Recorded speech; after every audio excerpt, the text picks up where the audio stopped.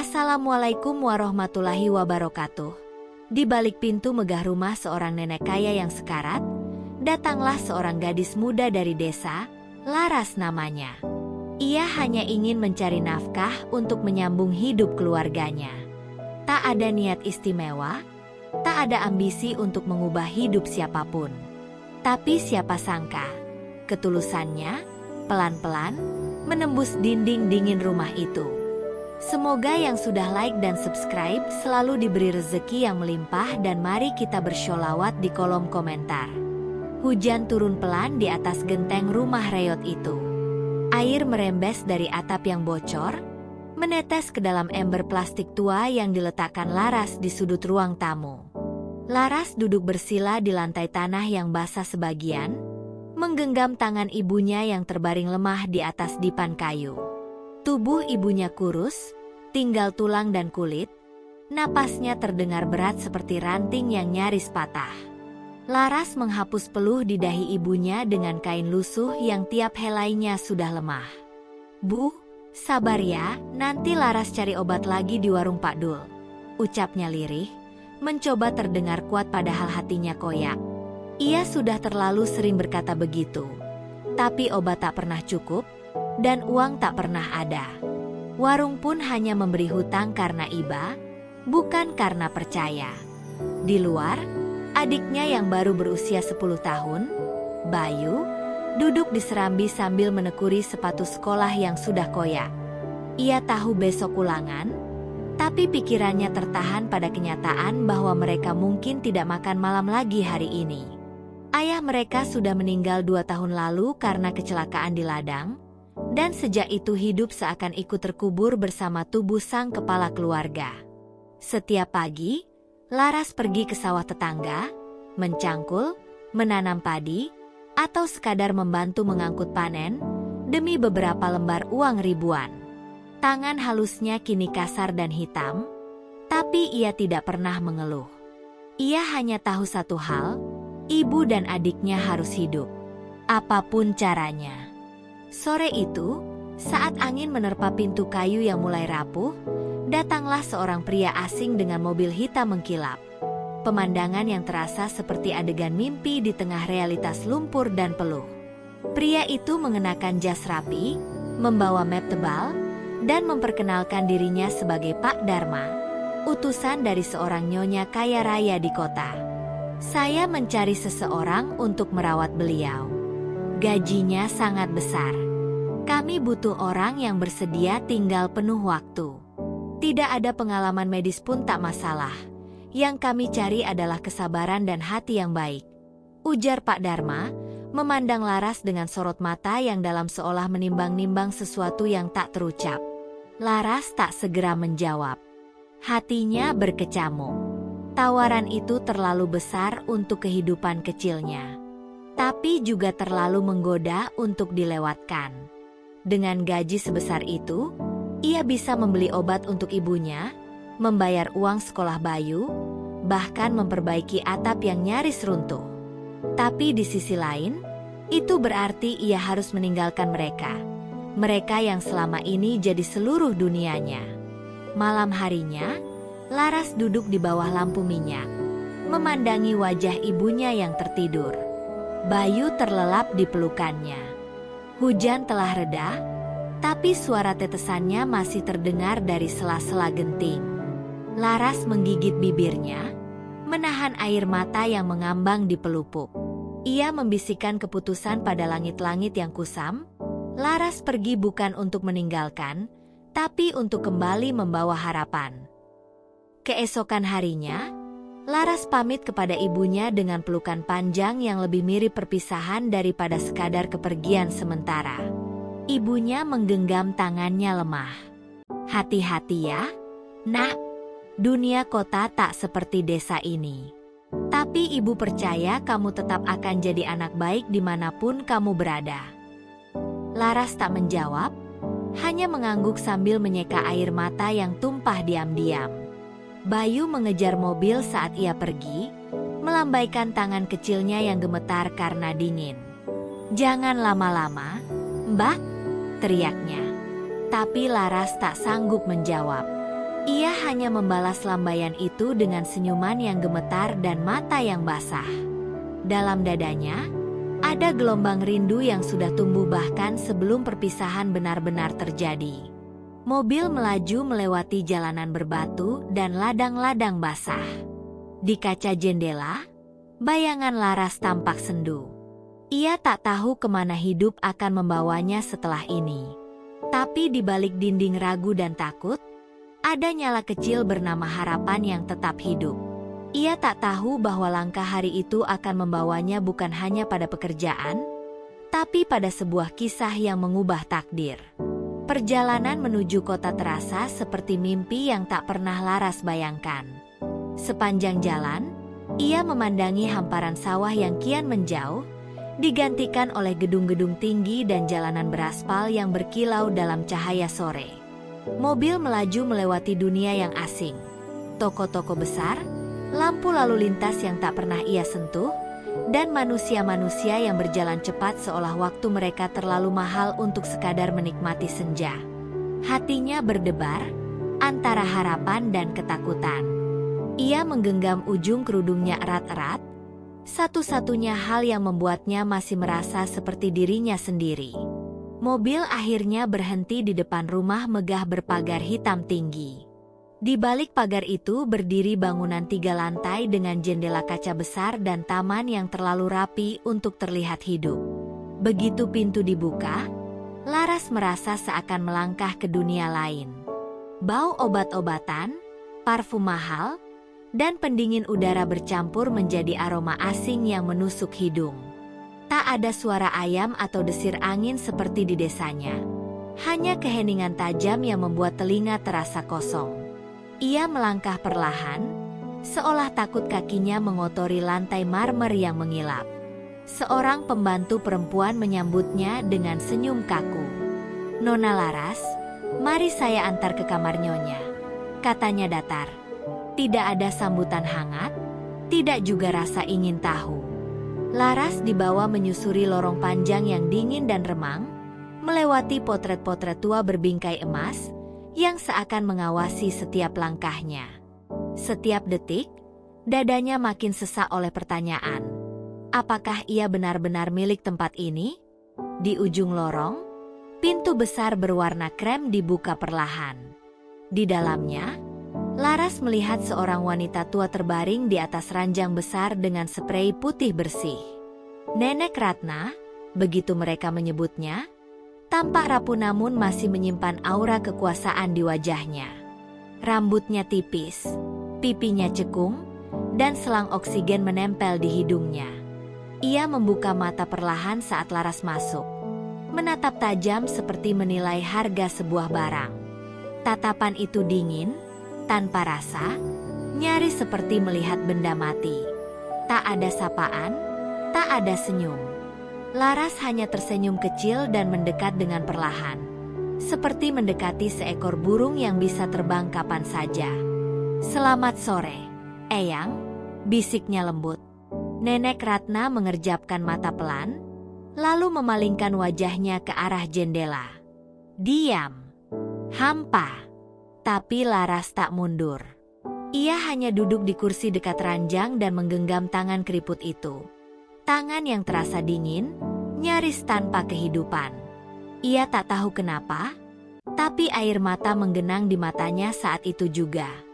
Hari demi hari berlalu, dan tak ada kata yang keluar dari mulut Nenek Ratna.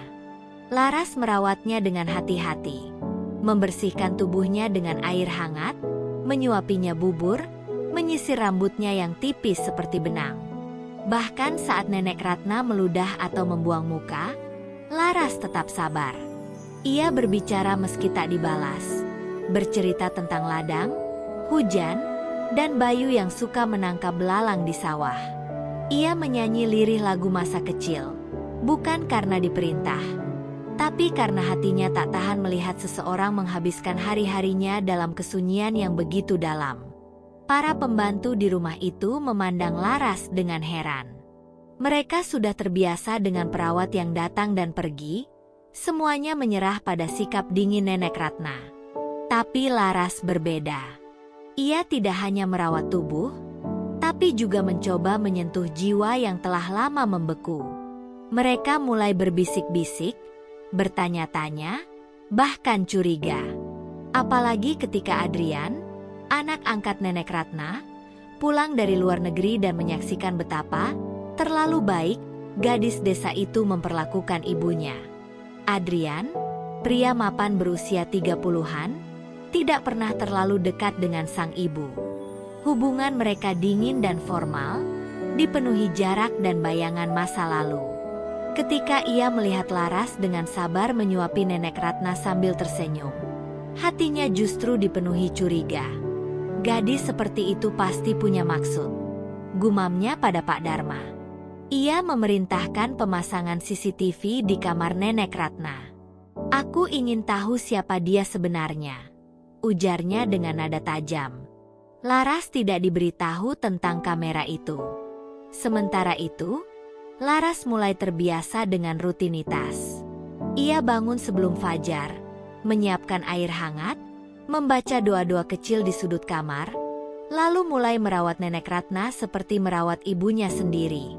Ia bahkan menulis surat kecil tiap malam, meski tak pernah dikirim, berisi isi hatinya, kerinduan pada Bayu, dan doanya agar ibunya tetap kuat.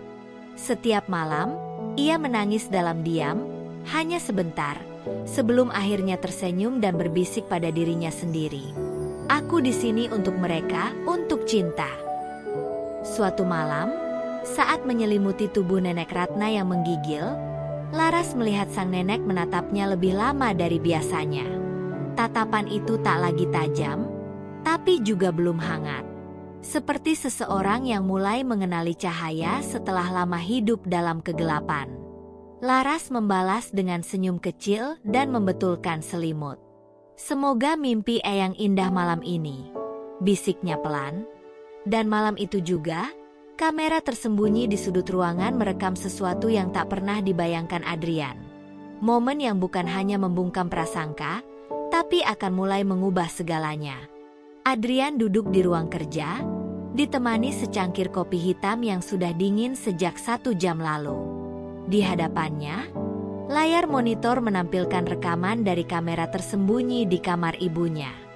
Mata Adrian tak berkedip, jarinya sesekali mengetuk meja, gelisah, menunggu momen di mana topeng si gadis desa itu terbuka. Ia percaya, kebaikan Laras terlalu sempurna untuk nyata. Pasti ada niat tersembunyi.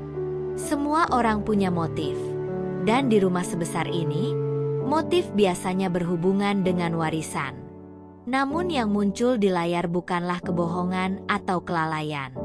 Kamera menampilkan Laras sedang duduk di samping ranjang Nenek Ratna, menyuapinya bubur dengan sabar.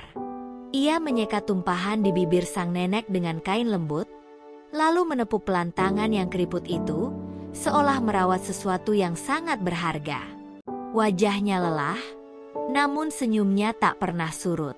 Bahkan saat Nenek Ratna memalingkan wajah, Laras tetap bersikap lembut. Seakan ia tahu, cinta yang tulus tak selalu mendapat sambutan seketika.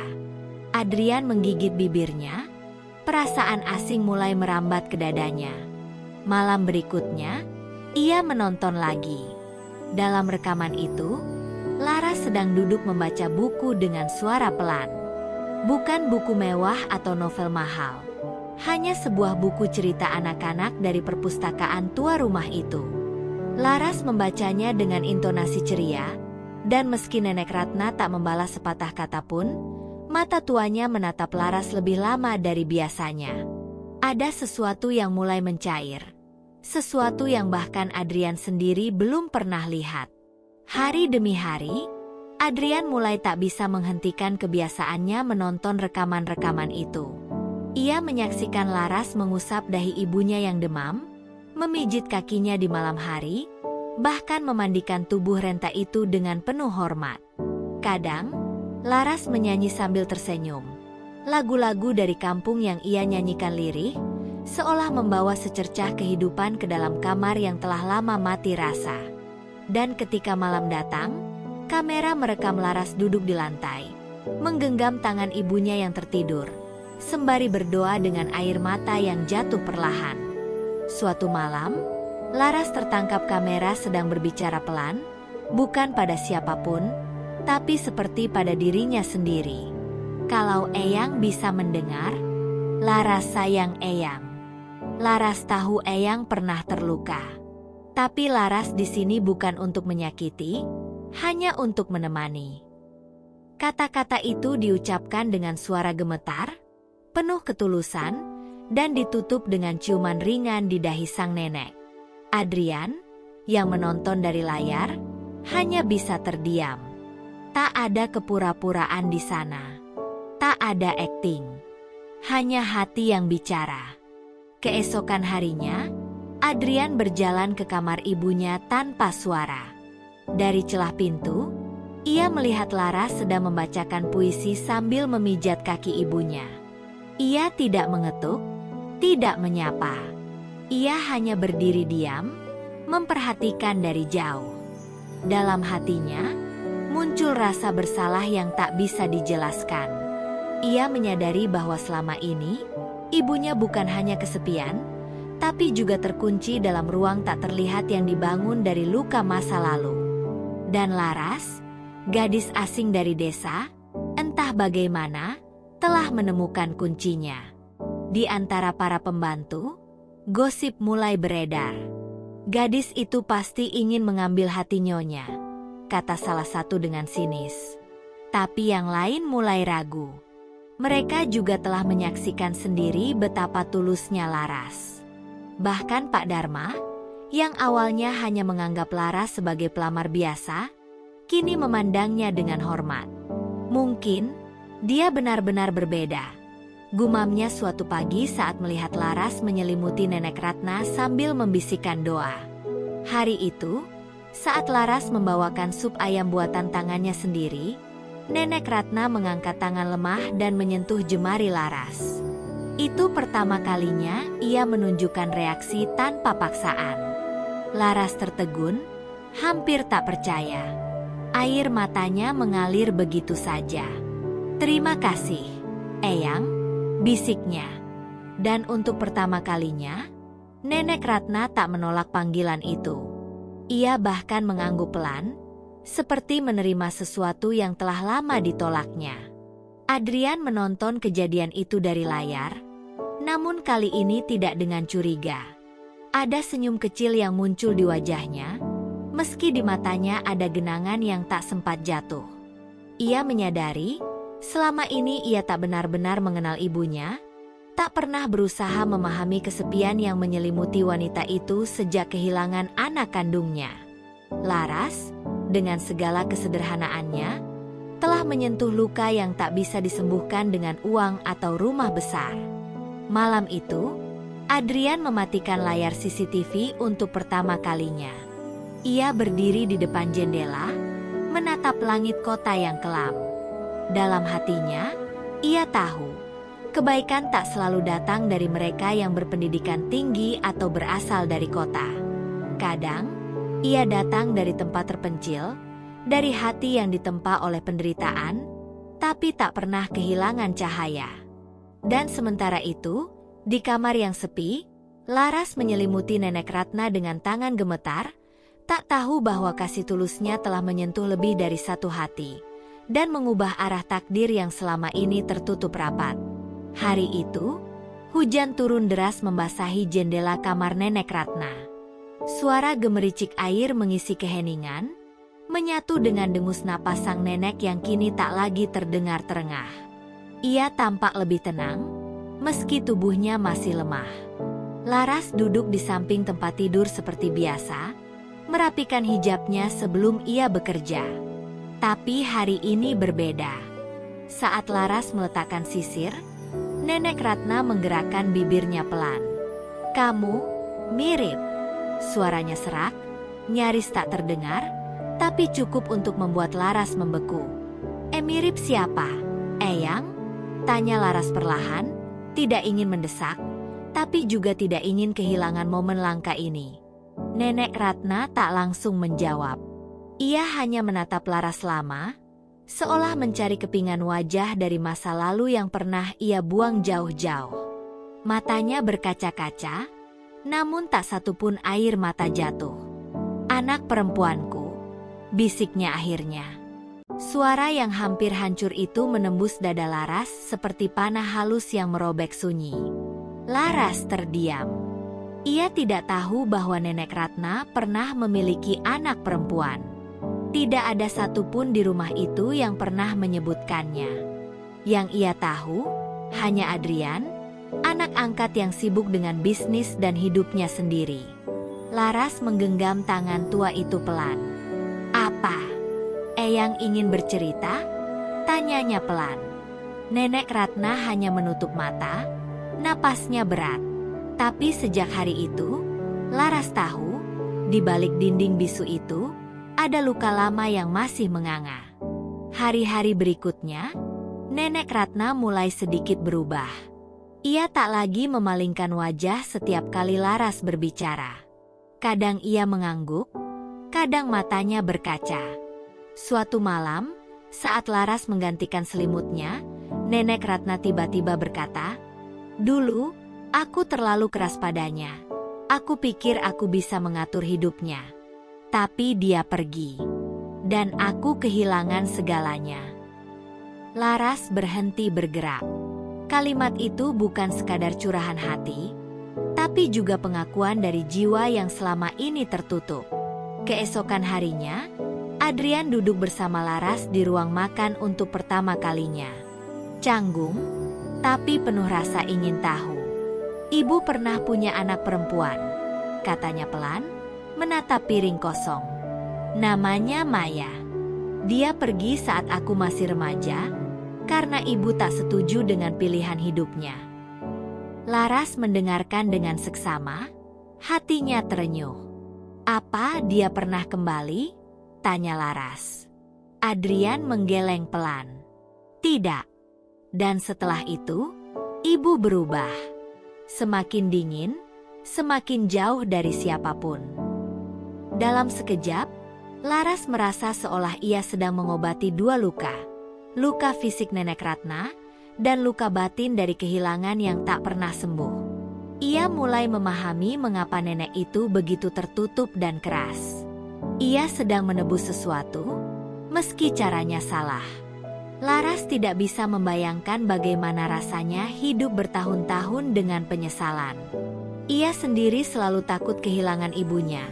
Tapi Nenek Ratna sudah benar-benar kehilangan anaknya. Dan waktu tak bisa dikembalikan. Malam itu, saat Laras menyuapi Nenek Ratna, sang nenek menatapnya lama. "Kamu tidak hanya mengobati tubuhku, Laras.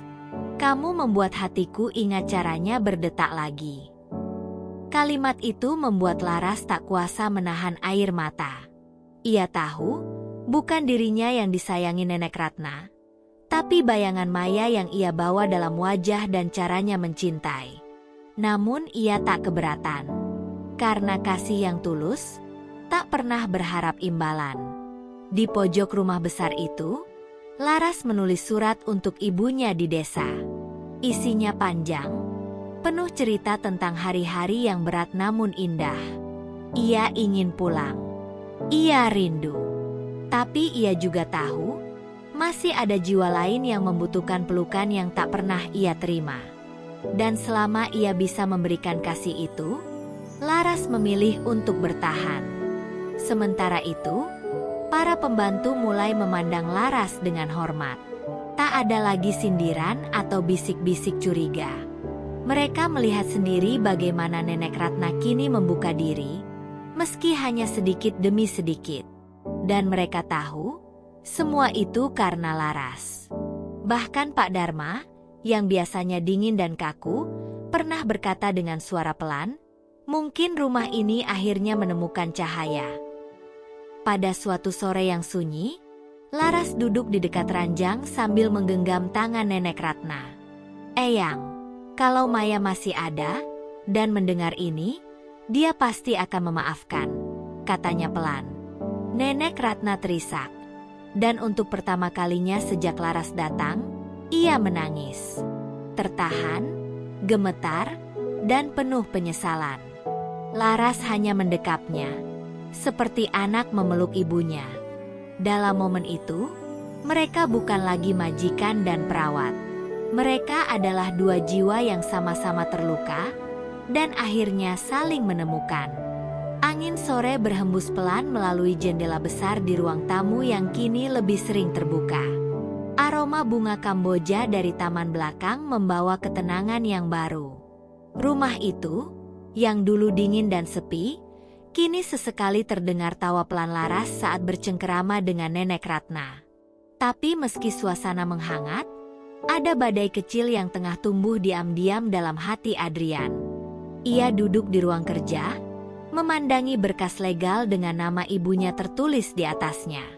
Surat wasiat. Dan di bawah nama penerima harta warisan, tertulis sesuatu yang mengguncang, yaitu Laras. Ia membaca ulang kalimat demi kalimat. Ibunya telah diam-diam mengubah surat wasiat, menunjuk Laras sebagai salah satu penerima aset pribadi, bukan rumah atau perusahaan, tetapi sebuah kebun teh tua di pinggiran kota dan sejumlah tabungan yang cukup besar. Untuk gadis yang mengajarkanku bagaimana cara memeluk lagi, tulis Nenek Ratna dalam kalimat terakhir wasiat itu. Adrian menggenggam kertas itu erat-erat. Ada rasa sesak, amarah, dan entah kenapa, juga rasa malu yang menyusup dalam diam. Adrian bukan pria serakah. Ia memiliki lebih dari cukup. Tapi ia merasa terguncang bukan karena hartanya diambil, melainkan karena ia baru menyadari, cinta yang selama ini ia cari dari ibunya, ternyata diberikan pada orang lain. Seseorang yang bahkan belum genap setahun hadir di hidup mereka. Apa aku memang selama ini tak pernah cukup? Bisiknya pada diri sendiri. Pertanyaan yang selama ini ia hindari kini menganga, seperti luka lama yang dibuka paksa. Di kamar, Nenek Ratna tidur nyenyak di pelukan waktu yang makin menipis. Laras duduk di sisi tempat tidur, menjahit ulang kain selimut yang sobek. Gerakan tangannya halus, penuh cinta. Dalam diamnya, ia tahu waktu mereka bersama tak akan lama lagi. Kadang, ia menahan napas saat mendengar suara napas Nenek Ratna tersengal, lalu baru menghela lega saat suara itu kembali normal. Ia sudah terlalu terikat. Bukan karena harta, bukan karena kewajiban, tapi karena hati yang telah menyatu dalam luka yang sama. Laras mulai menyadari perubahan sikap Adrian. Ia tak lagi banyak bicara. Tatapannya kadang kosong, dan senyumnya terasa dipaksakan. Suatu pagi, Laras mencoba menyapanya dengan ramah. Namun Adrian hanya menjawab singkat, lalu menghindar. Laras bisa merasakannya. Ada jarak yang muncul, seperti tembok transparan yang kembali berdiri di antara mereka. Tapi ia memilih diam. Karena ia tahu, beberapa luka harus dibiarkan bicara dengan caranya sendiri. Suatu malam, Adrian akhirnya menghampiri Laras. Di tangan kirinya, ia menggenggam surat wasiat itu, dan di tangan kanannya, segelas anggur yang belum diminum. "Kenapa ibu memilihmu?" tanyanya tiba-tiba, tanpa prolog, tanpa basa-basi. Laras menoleh perlahan, lalu berdiri. "Saya tidak tahu. Saya bahkan tak pernah meminta apa-apa darinya." Suaranya tenang, tapi getar di ujung kalimat itu jelas terasa. Adrian menatapnya lama, seperti sedang mencari kebohongan di balik wajah polos itu, tapi yang ia temukan hanya kelelahan dan ketulusan. "Saya datang ke sini karena butuh uang," lanjut Laras, "tapi saya tinggal karena saya melihat luka yang tak bisa saya tinggalkan. Bukan luka ibu, tapi luka semua orang di rumah ini, termasuk Bapak." Kalimat itu membuat Adrian terpaku. Ia ingin menyangkal, ingin menertawakan gadis desa itu, tapi hatinya tahu, Laras benar. Rumah itu telah lama sekarat. Dan Laras, seperti cahaya kecil dari jauh, datang tanpa suara dan menyalakan lentera satu persatu. Keesokan harinya, Adrian menemui pengacara keluarga. Ia membawa surat wasiat itu, namun bukan untuk menggugat, melainkan untuk memverifikasi. Saya ingin memastikan ibu menulis ini dalam keadaan sadar, katanya. Pengacara itu mengangguk. Nyonya Ratna menandatangani ini dalam kondisi penuh kesadaran dan ketenangan. Bahkan ia berkata, ini keputusan paling jujur yang pernah ia buat dalam hidupnya. Adrian menunduk. Jantungnya seperti tertusuk. Kejujuran ibunya ternyata tidak datang untuk dirinya, tapi untuk Laras. Malamnya, Adrian duduk di sisi ibunya. Untuk pertama kalinya dalam bertahun-tahun, ia menggenggam tangan wanita yang telah membesarkannya.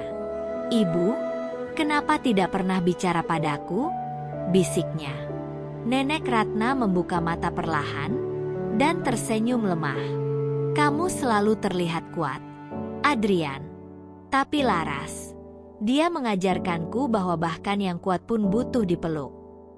Kalimat itu meruntuhkan dinding terakhir dalam hati Adrian. Ia menangis diam-diam, bukan karena kecewa, tapi karena penyesalan yang telat menyala. Beberapa hari kemudian, Laras menerima surat panggilan dari rumah sakit. Ibunya di desa jatuh sakit dan membutuhkan perawatan. Laras bingung. Ia tak ingin meninggalkan Nenek Ratna, tapi ia juga tak sanggup membayangkan ibunya sendirian dalam kondisi kritis. Ia menangis malam itu, di sudut kamar yang kini terasa seperti rumahnya sendiri. Dan pagi harinya, ia memutuskan untuk pergi, tanpa pamit panjang. Hanya secarik surat yang ia selipkan di meja kamar Nenek Ratna. "Terima kasih telah menjadi keluarga kedua bagi saya. Jika takdir mengizinkan, saya akan kembali. Tapi untuk sekarang, izinkan saya menjaga ibu saya sebagaimana saya menjaga Eyang." Nenek Ratna tak berkata apa-apa saat mendengar kabar kepergian Laras. Ia hanya memejamkan mata, dan butiran air menetes pelan dari ujung matanya yang lemah. Adrian yang membaca surat itu pun terdiam. Hatinya sesak. Untuk pertama kalinya dalam hidup, ia merasa kehilangan sesuatu yang lebih dari harta, lebih dari warisan. Ia kehilangan kehangatan dan kebaikan yang datang dari tempat yang tak pernah ia duga. Namun dalam kesenyapan rumah itu, warisan sejati telah tumbuh. Sebuah kebun teh yang akan diurus dengan cinta, surat-surat doa yang terus dipanjatkan, dan satu nama tanpa gelar yang telah mengubah segalanya. Laras, bukan siapa-siapa, tapi menjadi segalanya. Waktu berlalu seperti air hujan yang jatuh diam-diam, membawa musim baru tanpa disadari. Rumah besar di sudut kota itu kembali hening. Tak ada lagi tawa lembut Laras yang menggema di sela-sela dinding, tak ada lagi aroma bubur hangat yang dimasak di pagi hari, dan tak ada lagi langkah ringan yang mendekat dengan senyuman penuh kasih. Sejak kepergian Laras, rumah itu seolah kembali menjadi rumah tua yang kehilangan nyawa. Adrian sering berjalan di lorong-lorongnya dengan pikiran kosong, menyentuh dinding yang dulu penuh bisu, kini semakin terasa sepi. Nenek Ratna semakin melemah. Hari-harinya dihabiskan di tempat tidur, hanya ditemani oleh suara angin dari jendela dan tatapan kosong ke langit-langit kamar. Sesekali, ia memanggil nama Maya dalam tidurnya, atau nama Laras. Bagi hatinya yang rapuh, dua nama itu seperti satu jiwa. Cinta yang pernah ia tolak dan cinta yang kini ia rindukan, berputar dalam satu poros penyesalan yang tak henti-henti menyiksa. Ia tahu, waktunya hampir habis. Tapi ia juga tahu, jiwanya belum benar-benar siap pergi. Sebelum melihat Laras sekali lagi. Di desa, Laras merawat ibunya dengan sepenuh jiwa. Kabar tentang kondisi Nenek Ratna terus datang lewat pesan dari Adrian. Tapi Laras tak bisa berbuat apa-apa. Ibunya juga sakit parah, dan sebagai satu-satunya anak, ia tak sanggup meninggalkan. Namun, setiap malam, ia menulis surat untuk Nenek Ratna. Surat yang tak pernah ia kirim. Ia tahu mungkin tak ada waktu lagi. Tapi kata-kata itu harus keluar, harus menjadi saksi dari kasih yang ia simpan dalam diam. Hingga suatu pagi, pesan telepon datang dari Adrian. Tulisannya singkat, tapi tajam. Jika kau tak datang hari ini, mungkin tak akan ada hari esok. Ibuku menunggumu. Datanglah, meski hanya untuk memeluknya sekali. Laras membacanya berkali-kali, menangis dalam diam.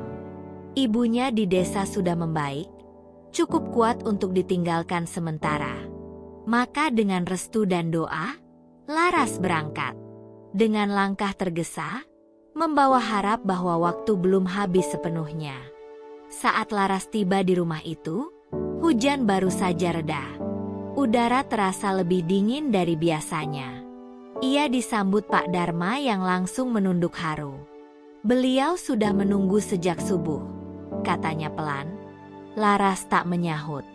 Ia hanya berjalan cepat menuju kamar yang dulu menjadi tempatnya merajut kasih dengan Nenek Ratna. Dan ketika pintu itu terbuka, Laras melihat tubuh tua yang begitu ia rindukan, terbaring lemah, dengan mata setengah terbuka, menatap keluar jendela seolah menanti datangnya cahaya terakhir. "Eyang," suara Laras bergetar. Nenek Ratna menoleh perlahan, dan senyumnya muncul. Lemah, tapi tulus. "Kamu pulang," bisiknya. Laras mendekat, menggenggam tangannya erat-erat. Air mata mereka bercampur dalam keheningan yang tak butuh kata-kata. "Maaf, saya terlambat," kata Laras. Tapi Nenek Ratna menggeleng pelan. "Tidak, kamu datang di waktu yang tepat. Seperti pertama kali kamu datang ke rumah ini, membawa hidup ke dalam hatiku yang mati." Adrian berdiri di ambang pintu, menyaksikan pemandangan itu dalam diam. Ia tahu, kasih sayang sejati tak mengenal garis darah. Laras bukan siapa-siapa secara hukum, tapi ia adalah segalanya bagi ibunya. Dan di saat-saat terakhir ini, ia tak iri. Justru ia bersyukur. Karena lewat Laras, ibunya menemukan damai sebelum pergi. "Ibu," ucapnya lirih. Nenek Ratna menoleh pelan, menatap anak angkatnya dengan kasih yang akhirnya utuh. "Jaga Laras, seperti aku menjagamu, meski dengan cara yang salah." Tak lama setelahnya, Nenek Ratna menghembuskan napas terakhir.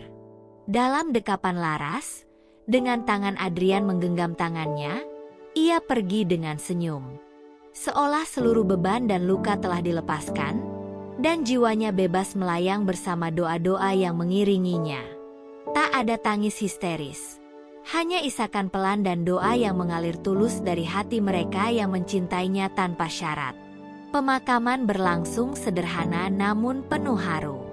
Banyak yang datang, tapi hanya sedikit yang benar-benar tahu bagaimana perubahan Nenek Ratna di masa-masa akhirnya.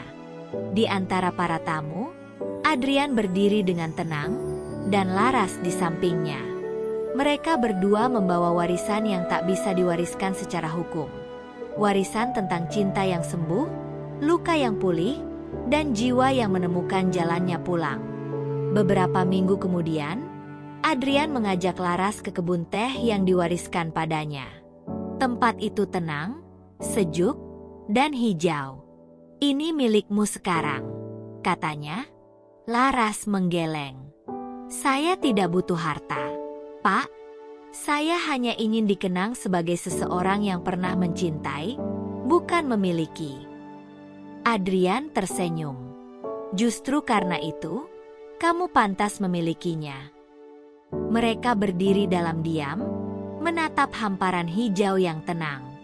Di sana, mereka sepakat, warisan sejati adalah ketika seseorang meninggalkan kebaikan dalam hati orang lain. Hari berganti, namun kisah Laras dan Nenek Ratna tetap hidup. Di desa, Laras membangun klinik kecil dengan nama Rumah Peluk, tempat untuk orang-orang yang kehilangan, agar bisa menemukan pelukan yang pernah menyelamatkan seorang nenek, seorang anak, dan seorang gadis desa. Di pintu masuk, terukir kata-kata, "Pulih bukan berarti kembali ke yang dulu, tapi menemukan rumah dalam hati yang baru." Dan begitulah, saat semua pulang, bukan ke rumah, tapi ke cinta yang tak pernah pergi.